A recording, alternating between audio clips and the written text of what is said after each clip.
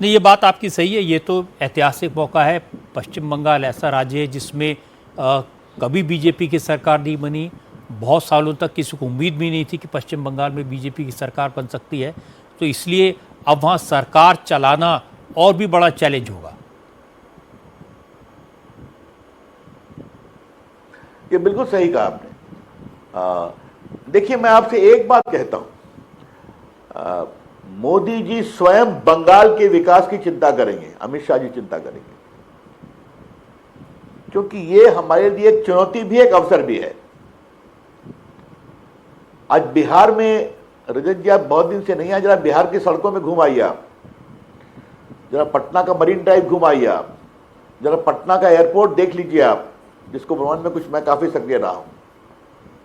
पटना, बिहार के हर गांव में बिजली है। ये बदलाव हो गया ना, हो गया।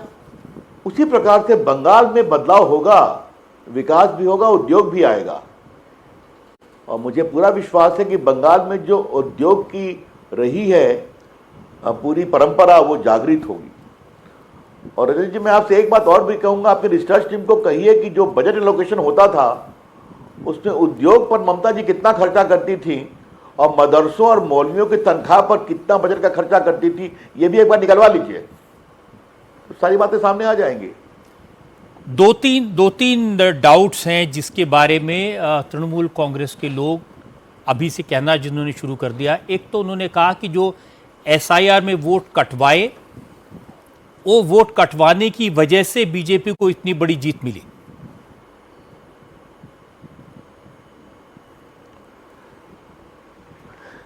रजत जी, हमारे बिहार में एक कहावत है, उसका कोई अंग्रेजी शब्द नहीं है, थेथरलॉजी। आप समझ गए मैं क्या कहना चाह रहा हूं? समझ गए आप? ये एसआईआर बिहार में हुआ कि नहीं हुआ? कितने वोट कटे? राजीव गांधी घूमने गए थे कि नहीं गए थे? ये एसआईआर तमिलनाडु में हुआ कि नहीं हुआ? ये एसआईआर मध्य प्रदेश में, दिल्ली में हुआ कि नहीं हुआ? यूपी में हुआ कि नहीं हुआ? तो वहां तक, केरला में हुआ कि नहीं हुआ? तो वहां तो कोई समस्या नहीं है। ये समस्या सिर्फ बंगाल में ही क्यों है, और इसको समस्या बताने की कोशिश क्यों की गई? सुप्रीम बंगाल कोर्ट ने में बार बार जितना सहूलियत देनी थी दिया। बंगाल में रविशंकर जी, उनका कहना है कि वहां पर जो मुस्लिम वोटर है मेजॉरिटी में, वो ममता बनर्जी का सपोर्ट करते हैं। ये बात सब जानते हैं, बीजेपी भी जानती है। इसलिए मुस्लिम वोटर्स के वोट कटवाए गए कॉन्स्टिट्यूंसीज में कैलकुलेट करके इलेक्शन कमीशन की मदद से। ये उनका आरोप है ना। जो एब्सेंटी वोटर थे, जो वोटर रहते नहीं हैं, जो मर गए, वो कानून के अनुसार वोटर रजत जी नहीं बन सकते, आप भी जानते हैं। मैं आपको इसका काउंटर क्यों नहीं दूं कि उनके वोटों से छपवा कर ममता जी की जीत होती थी। ये लेफ्ट भी करते थे, वो ये भी करती है। तो ये बताइए कि ये जो पूरा वोटर लिस्ट की क्लीनिंग क्यों नहीं होनी चाहिए? और फिर मैं कह रहा हूं, बिहार में तो बहुत बड़ा इशू बनाया राहुल गांधी ने और हमारे तेजस्वी बाबू ने, क्या हुआ? बाकी जगह, तमिलनाडु में, इसका कोई तर्क नहीं है। मैं इस पर कहना चाहूंगा, ममता जी से मैं एक ही बात कहूंगा, जमीन की नेता हैं, आज बुरी तरह से हार रही हैं और हारेंगी। एक बार ऑनेस्ट रिफ्लेक्शन करना चाहिए, यही मैं कहना चाहता हूं। ममता दीदी, कृपया करके आप एक बार करिए कि जिस तरह से आपने गुंडई, लूट, भ्रष्टाचार का राज तांडव छेड़ रखा था, उससे हार हुई है आपकी। आज तो ये लग रहा है कि जो डर कभी नहीं होना चाहिए, जो डर उन्होंने क्रिएट किया था, वो डर ट्रांसफर हो गया है। अब उनके मन में डर है, अब तृणमूल कांग्रेस के लोगों के मन में डर है। देखिए रजत बाबू, जिन्होंने अत्याचार किया उनको तो जवाब तो देना पड़ेगा। नाउ इट इज अ पे बैक टाइम, व्हाई नॉट? जिन्होंने खौफ किया है, पीटा है, सब कुछ। मैं फिर कह रहा हूं, मैं प्रत्यक्षदर्शी हूं ना, मैंने आपको कई घटनाएं बताई ना, क्यों नहीं जवाब होना चाहिए? संदेश खाली में जो अत्याचार हुआ था, मैं नाम भूल रहा हूं, जो मुस्लिम माफिया था, अगर supreme court of court intervene नहीं करता तो कार्रवाई होती क्या? क्या उसका राज चलता था? तो ऐसे लोगों की जवाबदारी बनेगी और बननी चाहिए भी, बिल्कुल बननी चाहिए। देखिए, ऐसे जो माफिया हैं या जो लूट करने वाले लोग हैं, अत्याचार करने वाले लोग, उनको डर के रहना चाहिए। लेकिन क्या पश्चिम बंगाल में रहने वाले हर मुसलमान को डर के जीना पड़ेगा?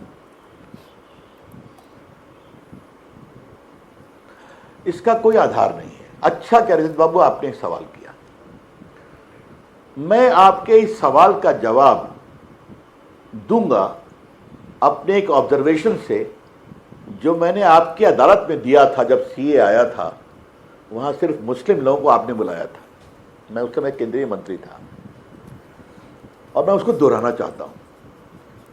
नरेंद्र मोदी आएंगे तो मुसलमानों का साथ अत्याचार करेंगे, अन्याय करेंगे।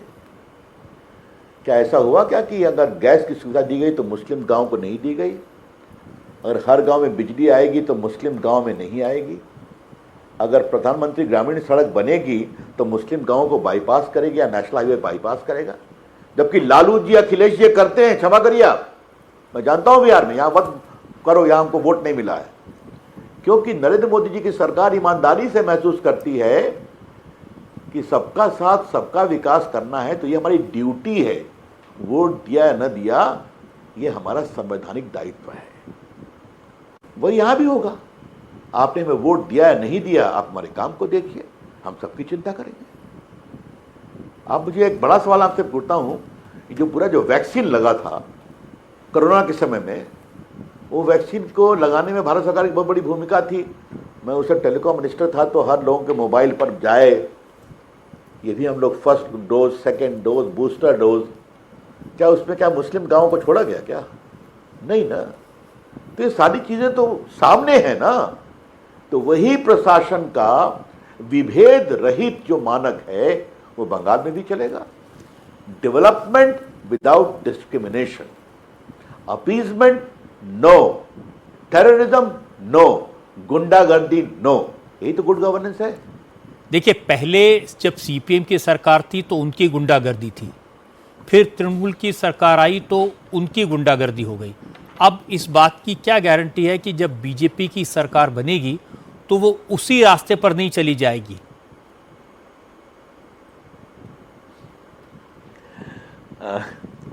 हाथ कंगन को आरसी क्या, पढ़े लिखे को फारसी क्या? क्या हम एक ही जगह सरकार में हैं क्या रजत बाबू? आज बीजेपी 17 प्रदेशों में हमारा मुख्यमंत्री है ना, है कि नहीं? वहां हमने ऐसा कुछ किया है क्या? पूरे भारत में राज कर रहे हैं ना, ऐसा कुछ किया है क्या? तो नहीं किया तो वहां भी नहीं करेंगे। ये तो हमारे, आप रिकॉर्ड पे जाइए ना। एंड आज मैं आपके माध्यम से बंगाल की जनता के, हर वर्ग की जनता को अपनी पार्टी और सरकार की तरफ से आश्वस्त करना चाहता हूं, कोई डिस्क्रिमिनेशन नहीं होगा। सबको एक आंख से विकास के मानक पे देखा जाएगा। लेकिन हां, भ्रष्टाचार नहीं, अत्याचार नहीं, गुंडागर्दी नहीं, तुष्टीकरण नहीं, ये साफ होगा। जी।